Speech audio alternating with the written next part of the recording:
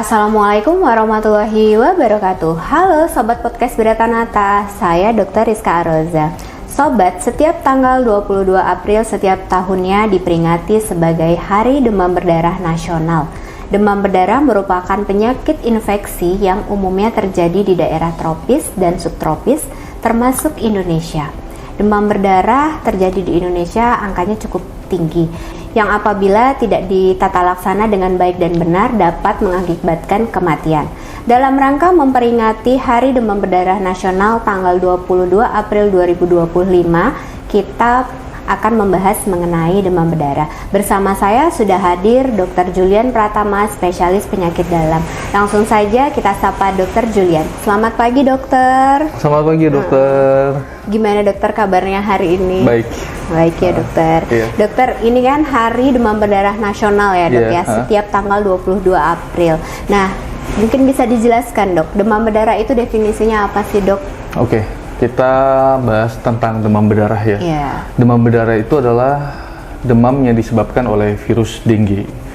Virus dengue ini adalah genus dari Flavivirus, di mana disebabkan oleh nyamuk Aedes aegypti atau Albopictus.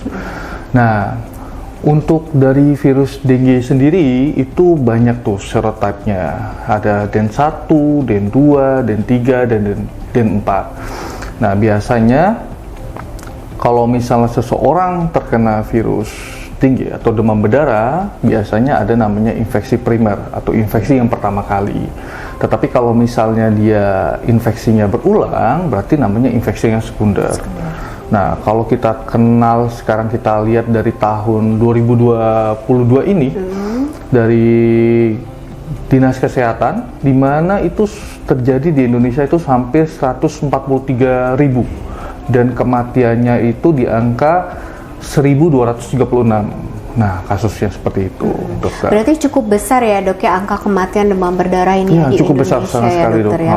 Kalau untuk penyebabnya sendiri berarti tadi dari gigitan nyamuk Aedes aegypti itu tadi ya, dokter, dan Albopictus itu. Oh, dan Albopictus. Oke, dok. Kalau untuk gejalanya sendiri, ketika kita sudah tergigit oleh nyamuk-nyamuk ini, itu gejalanya yang muncul seperti apa, dokter?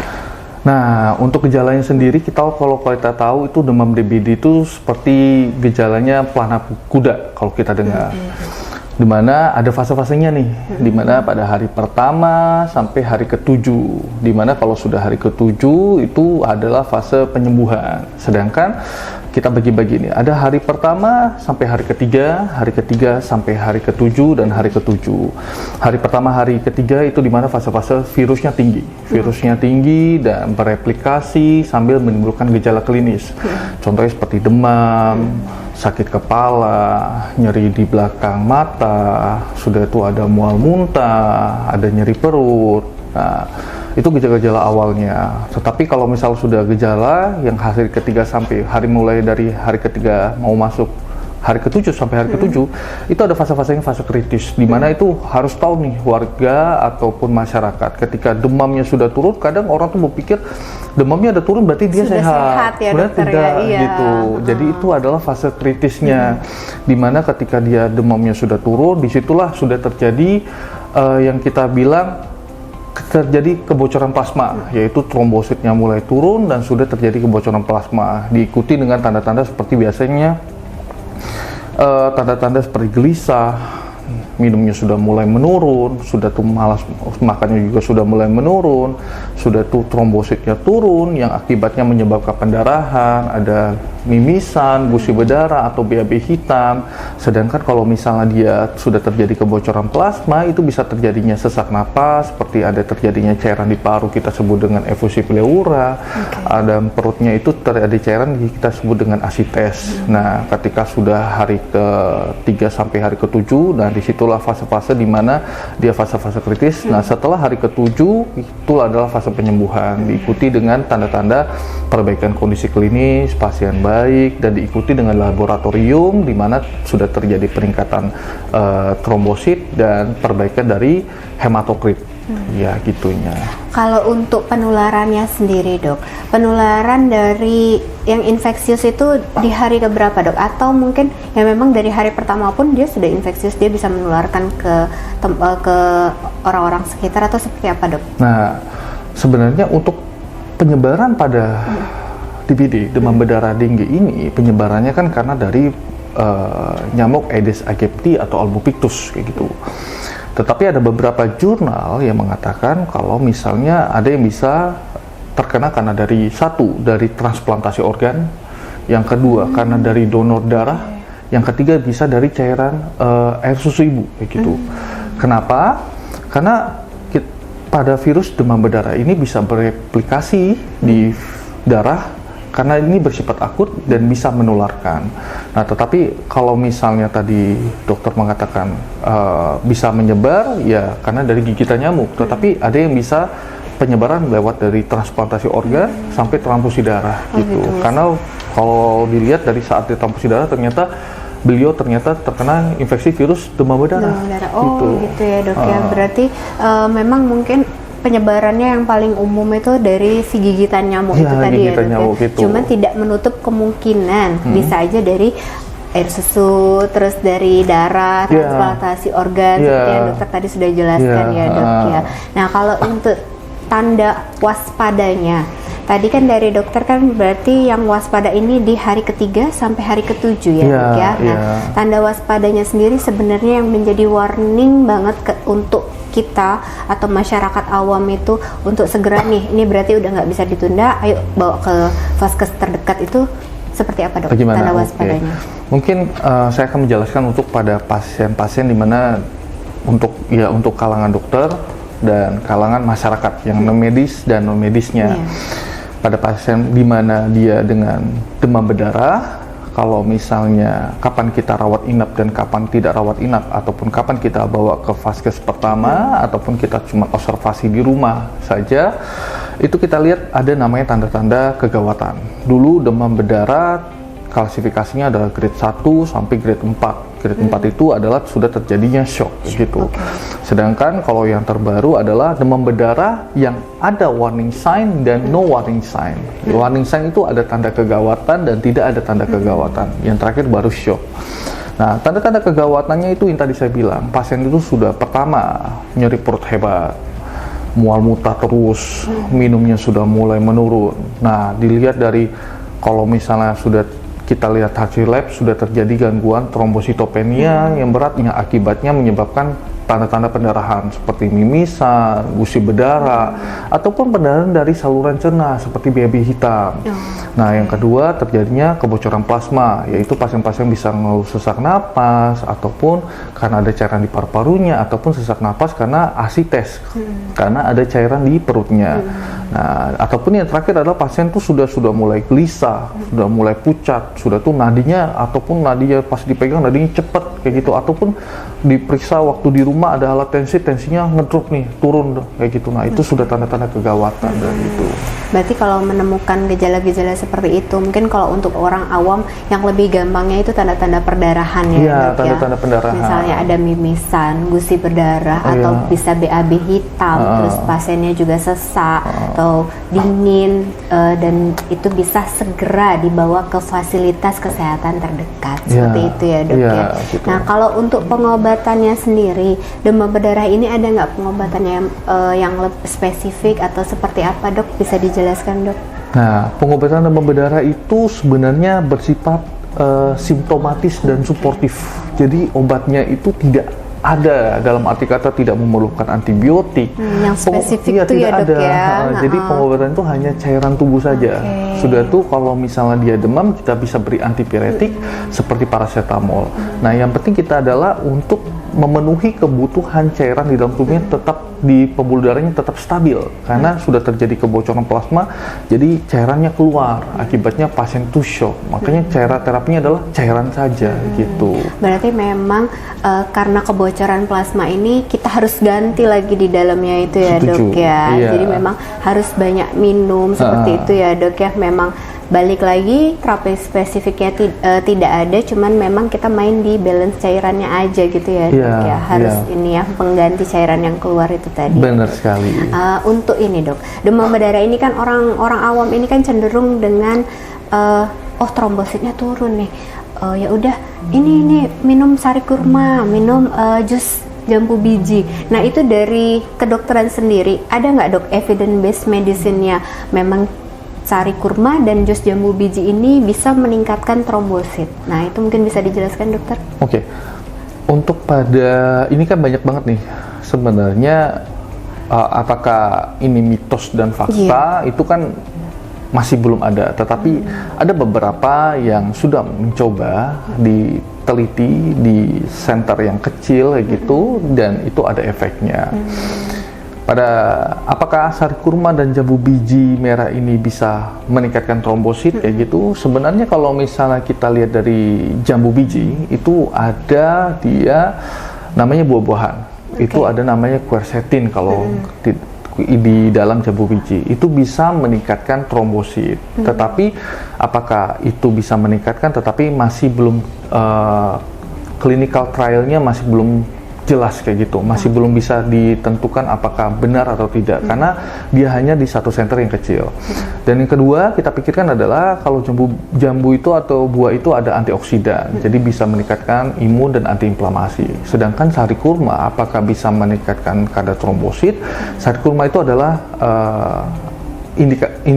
sari kurma itu ada glukosa, jadi bisa meningkatkan gula pada pasien-pasien yang DBD berat, yang nafsu makannya menurun. Sudah itu di sari kurma itu ada antioksidan juga dan ada elektrolit, jadi bisa membuat pasien itu lebih baik sebenarnya untuk mencukupi mungkin mikronutrisinya gitu. Jadi apakah bisa meningkatkan trombosit? Secara teori saya belum ada evidence pastinya untuk meningkatkan trombosit, tetapi ada beberapa klinikal yang sudah mencoba di satu tempat di Indonesia ternyata bisa meningkatkan trombosit pada khususnya jambu biji merah gitu. Berarti dok memang mungkin belum bisa diaplikasikan untuk seluruhnya ya dokter ya, karena masih penelitian pun masih dalam lingkup kecil ya dok ya, satu rumah sakit saja ya, dok ya. Oke, berarti sebenarnya mungkin lebih efeknya itu untuk daya tahan tubuh, antioksidannya seperti itu ya dok ya, karena memang dia nafsu makannya menurun, jadi dengan adanya glukosa jadi agak lebih segar, agak lebih bertenaga, mungkin efeknya lebih ke situ ya dok, bukan lebih ke si angka trombositnya akan cepat naik gitu ya dok. Setuju. Jadi yang penting adalah pengobatan DBD itu terapinya cairan. Itu. Berarti minum apapun itu ya dok ya, air putih atau apapun minum lah, yang penting ya dok ya berarti. Tapi ya, jangan minum apa juga, yang penting air putih. Air putih ya dok ya. Yang lain misalnya kayak kopi atau teh ya, kita tergantung kondisi klinis pasien. Apalagi kalau misalnya dia DBD dengan diabetes ya mungkin kalau gula mungkin tidak terlalu tinggi. Tetap harus dibatasi ya, dok. Berarti itu lebih ke yang penting cairan air putihnya itu dibantu ya dok untuk mengembalikan cairan yang bocor tadi dari plasma itu tadi ya dokter ya. Benar sekali. Kalau ini dok, dari pengobatannya itu sendiri kan sudah pengobatan nih dok, trombositnya sudah naik, terus sudah dinyatakan sembuh. Kira-kira nanti di kemudian hari ada nggak untuk kambuh lagi dok mungkin? Seperti apa dok? Boleh ya, jadi kalau misalnya pasien itu sudah saya kena di demam DBD kayak gitu, apakah bisa terkena demam DBD lagi? Bisa. Jadi yang tadi kita jelaskan ada namanya primer dan sekunder. Primer itu pertama kali kena demam berdarah, dan sekunder itu dia sudah terkena demam berdarah kembali kayak gitu. Kenapa? Karena kita tahu sendiri demam berdarah itu ada 4 serotype, ada DEN 1, DEN 2, DEN 3, dan DEN 4. Kalau sudah kena DEN 1 ya mungkin bisa kena DEN 2, DEN 3, dan DEN 4. Tetapi pada pasien-pasien yang sudah terkena dengan demam berdarah berulang atau infeksi sekunder itu malah lebih cenderung lebih jelek kayak gitu, kondisinya ya, karena antigen antibodinya itu membuat DEN yang 2 atau 3 dan 4 tadi masuk ke dalam tubuh itu malah lebih cepat dan replikasinya lebih tinggi, dan akibatnya bisa menimbulkan suatu inflamasi yang lebih banyak, yang kita kadang sebut juga DBD itu bisa menimbulkan cytokine storm kayak gitu. Jadi inflamasinya banyak dan bisa membuat pasien tuh mungkin lebih jelek kayak gitu. Tetapi kita harapkan pengobatan terbaik, jadi cairannya aja. pengobatan terbaik ya, harapan kita pasiennya baik ya, kayak gitu. Kalau untuk demam berdarah sendiri, apa sih yang bisa kita lakukan untuk mencegah terjadinya demam berdarah, dokter? Oke, untuk pencegahan demam berdarah sendiri ya kadang kita sudah tahu nih slogannya 3M, yaitu menguras tempat bak-bak yang atau penampungan air. Yang kedua adalah menutup penampungan air. Yang ketiga adalah mengubur barang-barang bekas, yang dimana tujuannya untuk menghentikan siklus hidup dari nyamuknya tersebut. Ataupun setelah kita tahu 3M tadi, kita bisa berikan insektida untuk membunuh jentik-jentik nyamuknya tersebut. Nah, setelah kita itu, ataupun kita bisa, kalau misalnya kita punya suatu tempat kolam atau penampungan air, kita bisa berikan yang bisa membunuh, seperti kayak kita kasih ikan. Jadi bisa jentik-jentik nyamuknya tuh hilang atau dimakan sama ikannya. Ya, dokter ya. Nah, setelah itu sudah kita pikirkan ke arah sana, kita juga pikirkan kalau misalnya sudah kita tutup semuanya, 3M kita sudah lakukan, kita bisa proteksi diri kita seperti kita memberikan pakai lotion anti nyamuk, sudah tuh obat anti nyamuk, sudah tuh pakai kerambu ya, kerambu untuk supaya nyamuknya tidak masuk kayak gitu. Nah, yang terakhir adalah ketika sudah dilakukan semuanya adalah kita bisa lakukan fogging kayak gitu, dan lakukan edukasi kepada masyarakat tentang perihal itu. Karena kalau kita sudah edukasi, kita harapkan masyarakat mengerti dan bisa melakukan untuk program tadi, sehingga bisa menghentikan terjadinya siklus hidup dari nyamuk tersebut gitu. Oke, berarti dok, balik lagi ya dok ya, slogan lama nih ya dok ya, 3M itu tadi ya dokter ya, menguras, menutup, dan mengubur barang-barang bekas ya dokter ya. Nah, kalau untuk ini dok, kan sekarang itu sudah banyak nih dok vaksin-vaksin, salah satunya kan yang baru kan ada vaksin demam berdarah ya dok. Untuk efikasi penggunaan vaksin demam berdarah ini sendiri seperti apa dokter? Nah ini vaksin ini bagus ya, materi tentang vaksin, karena saya harap dengan di zaman sekarang kita sudah bisa melakukan untuk pemberian vaksin. Pemberian vaksin sendiri dulu kita ada namanya Dengvaxia gitu. Itu sejak tahun 2015 kalau tidak salah sudah masuk ke Indonesia. Di mana itu vaksin untuk DBD itu dia jalan dengan di mana pasien itu ketika sudah punya sebelumnya terinfeksi virus DBD kayak gitu, dan dia pemberiannya 3 kali dalam waktu interval 6 bulan, jadi 0, 6, 12 bulan. Yang kedua itu adalah namanya Kidenga. Kidenga itu dari Takeda, dari Jepang, di mana itu sudah awalnya masuk tahun 2023 tuh kalau nggak salah, tahun 2024 itu sudah tuh. Jadi itu yang paling baik karena dia tanpa harus kita punya terinfeksi demam DBD itu bisa diberikan. Nah, dan usianya pun lebih oke tuh. Usianya kurang dari 4 tahun pun juga sekitar 4 tahun sampai umur 60 tahun masih sudah bisa diberikan. Tetapi tadi yang kalau yang Dengvaxia itu umurnya sekitar 9 sampai 45 tahun.